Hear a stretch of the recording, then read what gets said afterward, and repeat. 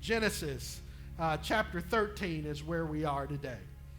Genesis chapter 13. If you have your Reconcile apps, I remembered the slides today. So you have the slides in your Coram Deo section. There are also Genesis journals. There are a couple journals left in the back. I will order more this week, but it's a great way for you to keep notes and write down your insights with us. Genesis chapter 13. We had a great time in chapter 12. We're a quarter of the way through Genesis. It's 50 chapters, and we knew that this was a 3-year project, and we're excited about it. We're a quarter of the way through Genesis, and we had a wonderful time in chapter 12 because we saw the Dr. Jekyll and Mr. Hyde of Avram in Genesis chapter 12. On the one hand, Avram is a man of faith and fidelity to God as Dr. Jekyll, but the Mr. Hyde of Avram is also a man of fear and falsehood. And so we realize that the patriarch is just like us, isn't he? He has an alter ego that is not good. We learned that Avram is a trickster. He's a deceiver, a con artist, a swindler, and somebody who resorts to lies and falsehood. When the going gets tough, he starts lying. And it's not just him, but it's his kids as well. And some of us have some generational dysfunction that mama lied and the kids lied and the great-grandkids lied, or mama was a thief, the kids were a thief, the great-grandkids were a thief. Stuff just seems to follow down through the generations, and Avram's kids are going to struggle with some of the same issues that he struggles with. We also learned last week that even though God makes unprecedented promises to Avram of land, offspring, and blessing, God's journey to the state of blessedness in the promised land, the land flowing with milk and honey, is oftentimes fraught with danger and disappointment, delays, diversions, disagreements, and even death. So these things in no way negate the promises of God or the journey that God has called us to embark upon. And your journey is going to look like that too. That there are difficulties and dangers and nonsense and chaos and confusion on the journey that God has us on. It is not all milk and honey. And so here last week was self-inflicted.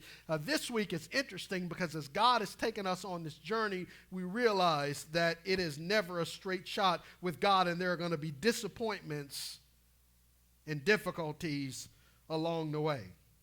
And when that happens, we oftentimes start crying out to God, why did you let this happen? Why did I lose my job? Why did I lose that relationship? Why did I lose that car or whatever that thing is? And God is trying to do some stuff. Let me just tell you guys right from the top as we get into today's message, there are some people and some relationships and some things that we need to separate ourselves from if we're ever going to reach the destiny that God has for us. And I know that's hard because we think we want to bring everybody along with us to the destiny. And the reality is we learn in Genesis chapter 13 that everybody who came with us is not a part of our destiny. I'm talking now. Somebody need to talk back to me now. You know that that's true, but it's hard to admit, right? Because we like the people we're on the journey with, but the reality is some of these folks are detrimental to our destiny. And so here's the big movement in the text.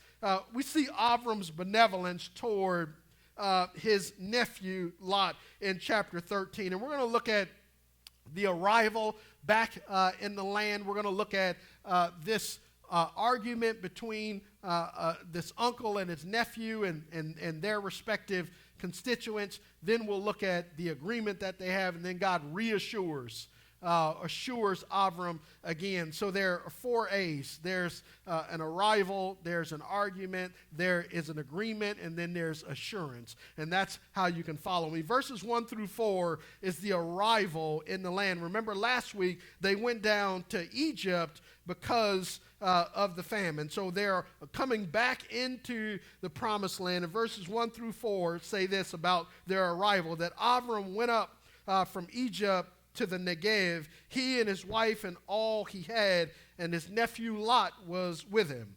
Abram was very rich in livestock, silver, and gold. Remember, he came into the promised land from Haran, and he was already rich, and he had prospered because Pharaoh had given him a bride's bounty for his wife Sarai. So he's filthy rich now. Verse 3 says, and he went by stages from the Negev to Bethel, to the place between Bethel and Ai, where his tent had formerly been, and to the site where he had built the altar, and Abram called on the name of Yahweh there. So, having been blessed with extravagant riches by Pharaoh in exchange for Sarai's hand in marriage, Abram is basking in the afterglow of an increase in his already existent wealth.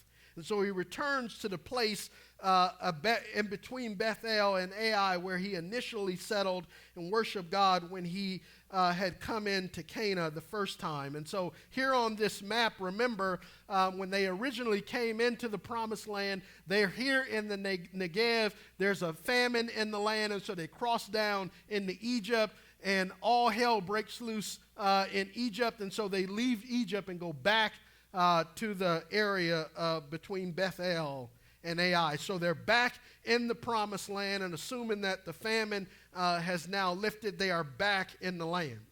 And as soon as they're back in the land, the blessing turns to bedlam. Sometimes, folks, all of us want to be blessed, and all of us want to be extravagantly blessed, but sometimes blessings turn into bedlam. Blessings turn into chaos, confusion, discord, and difficulty. And here, all of this surplus and all of this blessing from God leads to disagreement. Look at verses 5 through 7 as the argument arises between Abram and Lot's servants. Look at verse 5 with me. It says, now Lot, who was traveling with Abram, also had flocks and herds and tents, and the land was unable to support them as long as they stayed together, for they had so many possessions that they could not stay together. Isn't that a great problem to have? We got too much stuff. God's blessed us too much that we can't even stay together. Verse 7 says, and there was a quarreling between the herdsmen of Abram's livestock and the herdsmen of Lot's livestock. And then there's this parenthetical statement that at the time the Canaanites and the Perizzites were living in the land. So again, this blessing turns to bedlam as there's now disagreement and dissension and discord between Abram and Lot's herdsmen and their factions. Too many possessions, too much wealth, not enough watering holes, not enough grazing land for the livestock to all hang out together. Remember, it's not just Abram and Lot in the land of Canaan, but it's also the Canaanites and the Perizzites and the other ites, and the land is occupied by all of the ites. And so here is this land, and remember, keep in mind, we'll see this fact last week, but Abram has 318 men traveling with him, not including women and children. So this is probably a 500-600 person entourage that's all Abram's house. Can you imagine going from place to place with 500-600 people? Not including cows and oxen and sheep and goats, and you guys get what's going on here? And so the land cannot handle them. Now remember, last week they went into Egypt because of scarcity. And here they have problem because of prosperity. So man, we got problems because there's not enough, and now we got problems because it's too much. Sometimes it works like that for the people of God, and all of us want to have the problem of too much. And so this problem that is now between family, and remember, these guys are family members, has to be sorted out. And they got to figure out how to share the land with the folks who inhabit the land already. Now, here's a question that I'd love for us to think through is what happens when destiny meets difficulty and disagreements. Because God has called Avram and he says, I'm going to bless you and I'm going to bless you richly. I'm going to make you a great nation. I'm going to make your name great and you're blessed to be a blessing.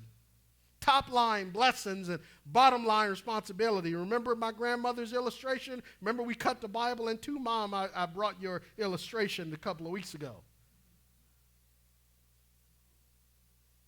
God says, the people who bless you, I will bless, and the people who treat you with contempt, I will curse.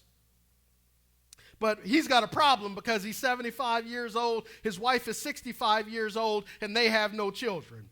Infertility has decimated the patriarchal family, the family of blessing. So their difficulty is they still have no children.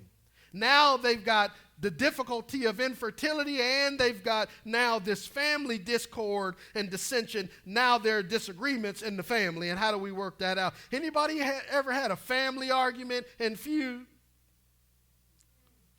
Folks cussing and fussing like the Hatfields and the McCoys. I know that's how I done been in a lot of them fights. And it ain't pretty. And I think it hurts more when it's your kinfolk. It don't hurt at all when they strangers. You just hit somebody in the lip and keep moving. But when they related to you, you can't do all of that. And so it becomes a challenge for us. So how do they deal with this impasse? How do they fix this problem? Now they've got disagreements on top of the difficulty of infertility. And none of this plan that they thought when they left home to follow this God they don't know, none of this has worked out the way they thought. Yeah, they got a lot of stuff, but they still got problems. Folks, can I just say, this isn't in my notes, but when you follow God, the problems don't go away. When you sign up to be a disciple of Jesus Christ, the problems just get magnified. If you came to Jesus hoping that he was going to solve all your problems and make everything go away, then you came to Jesus for the wrong reason. We learned early on in the faith, 2,000 years before Jesus arrives, that our Judeo-Christian faith is wrapped up in problems and issues and difficulties as we move toward our destiny that God has for us. And how we navigate those difficulties and those delays and those diversions and disagreements, how we handle all of that along the way makes all the difference in the world.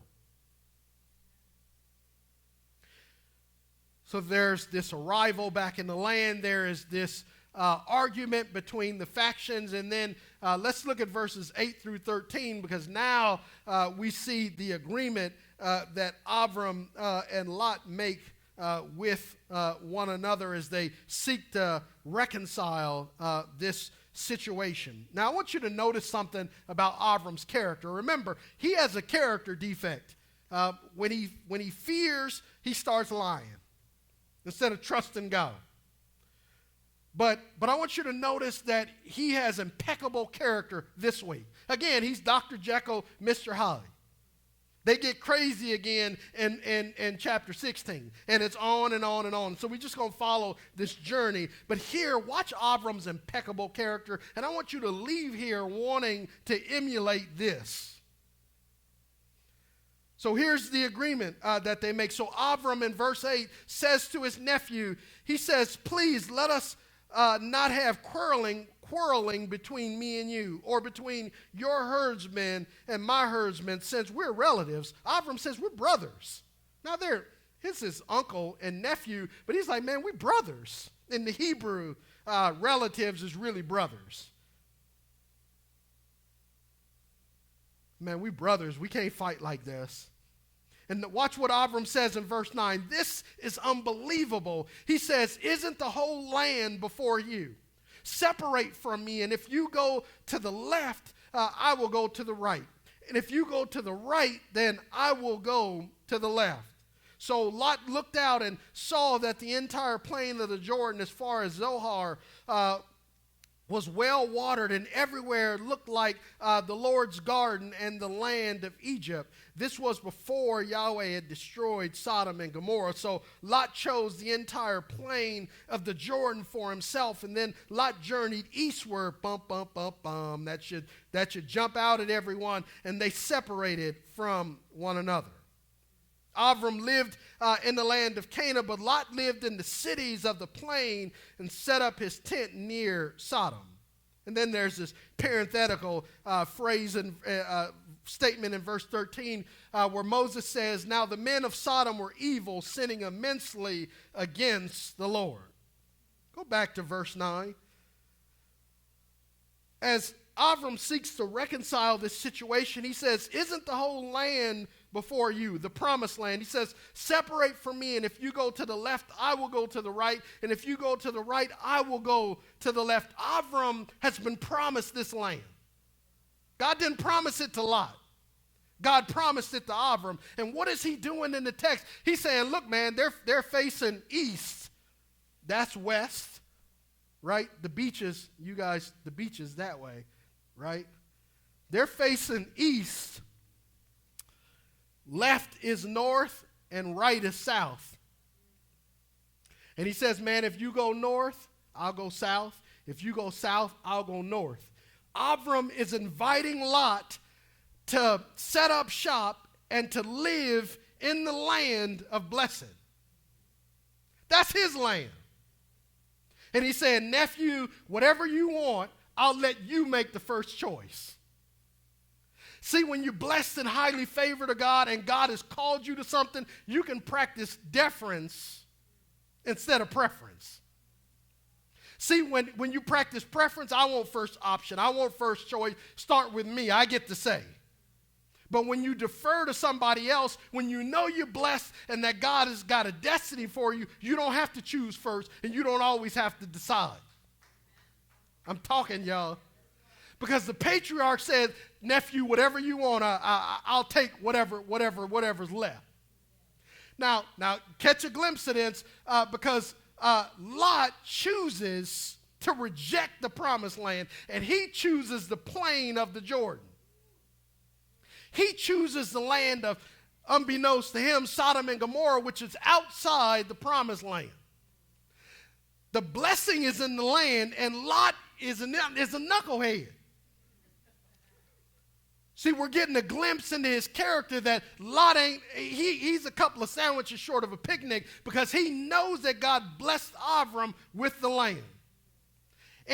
But you know why he chooses the plain of the Jordan? Because it looked lush.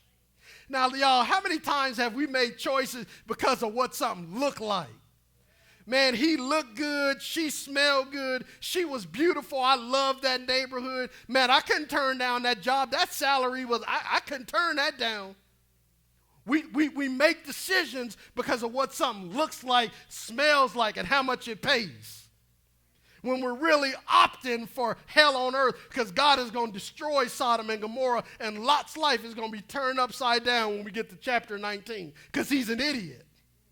And I don't know about you, but I made some stupid decisions in my life because she was cute or because of this or, man, they was paying or man, I couldn't turn that down. I remember I was trying to buy this car, and my wife told me when we first started dating I wanted a Honda Accord because my brother had a Honda Accord.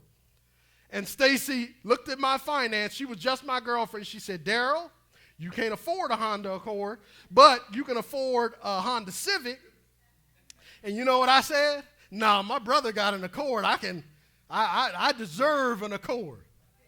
Man, a year and a half, 2 years later, Honda was trying to repo my Accord because I was behind on my payments because I didn't listen to my wife. Well, she wasn't my wife at the time, but stupid. Because we think we did, because of what's a man, that car, dumb decision I made. I ended up getting my payments back on track, but I had to drive my friend's car for a while so that they couldn't come repo my car. And it was cool because the finance people were looking for his car too, so we drove each other's car so we could get around actually getting our cars repoed. Y'all ain't done that before? I told y'all I'm half hood and half holy, didn't I? Y'all thought I was lying? Gangsters don't dance, we boogie. All right. So you see that Lot has got some problems. And notice that when Lot chose for the location eastward, that if Tim was on the keyboard and we played that ominous note, bump, bump, bump, bump, because you know everything in Genesis that bad happens in the east. When Adam and Eve got kicked out of the garden, God expelled them eastward. When Cain had killed his little brother Abel and he had to leave the first family, he left eastward. When they built the Tower of Babel in Genesis chapter 11, they assembled in the east to build the tower. Everything bad happens in the east. And so I say that with pride as West Siders, that the West Coast is the best coast.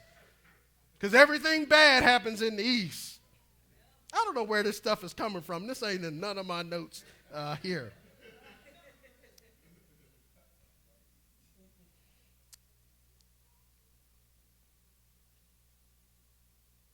So we are like, we got some Lot in us as well. And so here, this brother Lot chooses wrongly. Eve wanted that fruit because of how it looked. The sons of God who were mating with the daughters of men saw that they were beautiful. And so this issue of how we see and make decisions impacts us in not healthy ways. And so here, this magnanimous spirit of Avram who gives Lot an opportunity to stay in the land and give him his portion, and Lot chooses outside of the kingdom. Interesting. I don't understand what Lot was thinking. But if he's in heaven, you know what we're going to do? We're going to ask him, right? Look at this last section, because my eyes tell me, since we're talking about what people see, my eyes tell me the food just arrives and I smell it. So I know you do too, so let's go get it. The last section is God's assurance from verses 14 through 18, the assurance of God. Look at what God does after Lot separates from Avram in verse 14. Yahweh said to him, he says, look from the place where you are. Look north and south, east and west. Now I want you to notice something that you don't see in your English Bible. Maybe, I don't know what version you're looking at, but God, there's something technical here, and so you got to put your 3D glasses on in verse 14, because when God says to Avram, he says, look. In the Hebrew, it says, please. God only says please 4 times in the Hebrew Bible, and this is one of them. Because God don't have to say please. We taught our kids say please and thank you. God doesn't say please. He only says it 4 times, and this word is used like 60 times in the Hebrew Bible, and God is only the author of 4 of them. And he says, Avram, would you please look at the place where you are, and I want you to look north, south, east, and west. God is saying please. I wanted to just note that. I find that fascinating. Look at what God is doing. He says in verse 15, for I will give you and your offspring forever the land that you see. And I will make your offspring like the dust of the earth, so that anyone who could count the dust of the earth, then your offspring could be counted.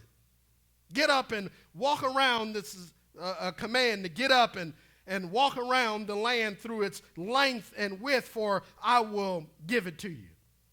And Avram moved his tent, and he went to live near the oaks of Mamre at Hebron, where he built an altar to the Lord.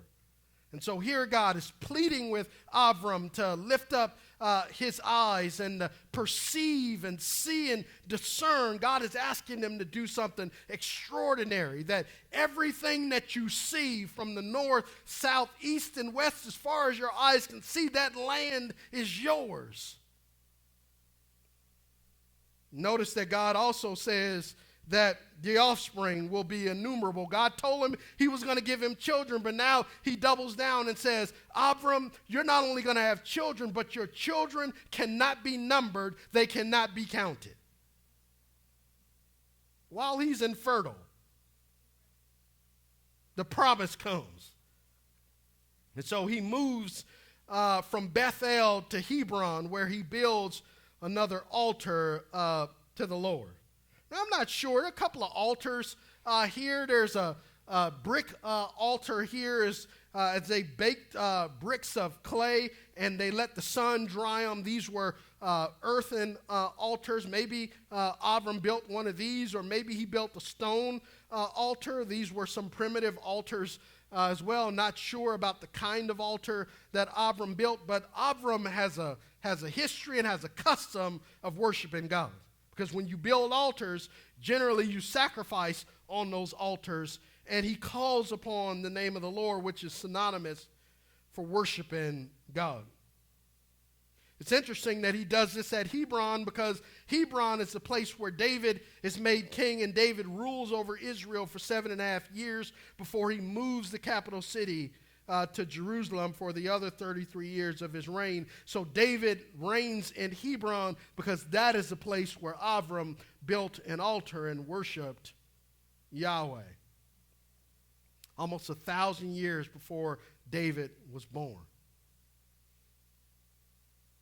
Now, here's the Coram Deo, and then I'm going to pray, and we're going to go, and I'll also give the blessing on the food, because it's eating time, and we got some good Creole food in there for us to eat. Here's some takeaways from the text. Here's how we live this message out, Coram Deo. Coram Deo is a Latin phrase. It means coram is in the presence or before the face of, and Deo is Latin for God. Here's how we live this out: in the presence or before the face of God. Here's just some ideas that resonated with me. Tuesday nights are a great opportunity at 7 o'clock virtually via Zoom for you to share with our team how this message is impacting you and what God is saying about what you should be thinking, what you should be feeling, and what you should be doing with this message today in Genesis chapter 13. My first big takeaway is to ask the question and answer it.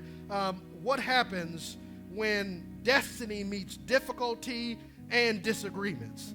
God declares anew his promised blessings. Avram has been promised this destiny, but he's still got the difficulty of infertility, and now he's got disagreements in the family strife. And so what do you do when your destiny is one thing, but yet you've got these issues over here? God doubles down, declares again his promises and his blessings to Avram. And we need to immerse ourselves when the difficulties come and the diversions and the dissensions and the danger. We need to go back and say, God, what have you called me to? What have you spoken over my life? And that's what I need to be focused on, and not the distractions, right? Which leads into the second point. And the second point is that there are lots in our lives. People closest to us who distract us from our destiny. Guys, there are some people that we need to separate from, like Avram separated from Lot. I'm sure it was hard. Lot's dad had passed away, and so I'm sure that Avram was his brother. That was his nephew. And so he's probably in the father role since his dad had passed away. Avram's brother, Lot's dad. So man, it's like this is his nephew, but it's also like his son. But Lot is a distraction. Next week in chapter 14, holy hell breaks loose because Lot's an idiot. And Avram's got to go to war to protect his nephew. There are some folks that are distractions to our destiny, and we need to have the hard conversation about what it looks like to separate from them. I don't know who that is or who that's for, but we need to separate from the distractions, because we'll never get to our destiny if they're on the journey with us. Lastly, Avram failed to bless Pharaoh, but he succeeded in blessing Lot. Yahweh is the God of another chance. Last week in chapter 12, God brought curses and holy hell on Pharaoh. Plagues because of the situation.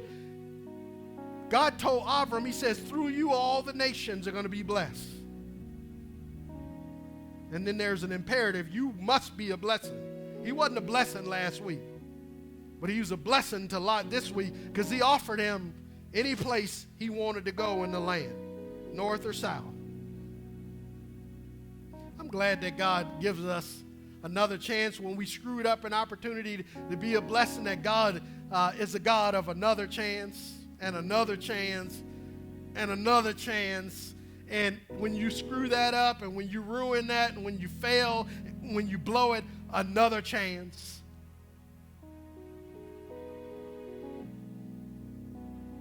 And Avram is going to keep making mistakes, and God keeps giving him chances.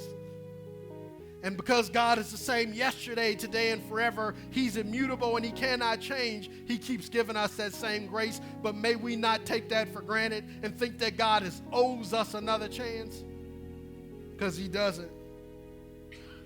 May we seize the day and every opportunity that God has given us. All right, I'm done. Let's pray. God, thank you for attentive hearts. Thank you for this gathering today. May you bless your word in your people's heads, hearts, and in their hands. God, may they think your thoughts after you. May they meditate, reflect, and contemplate how you want to change them from the inside out. What does that need to look like? And then, God, may you activate their hands as they practically start to change aspects of their life so that they can be magnanimous like Abram was in this text.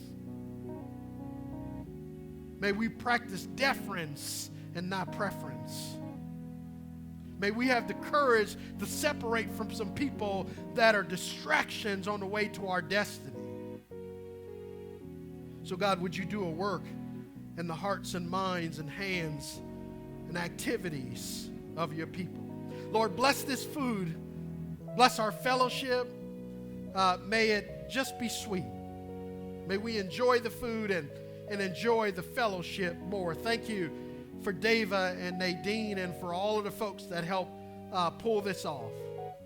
God, we're grateful for what you've done for 6 years in the life of our church, and we're looking forward to another 6 years, another 60 years as we hand this ministry off to our kids and grandkids so that they can plant more churches and make more disciples from Los Angeles to the ends of the earth. May your kingdom come and may your will be done on earth just as it is in heaven.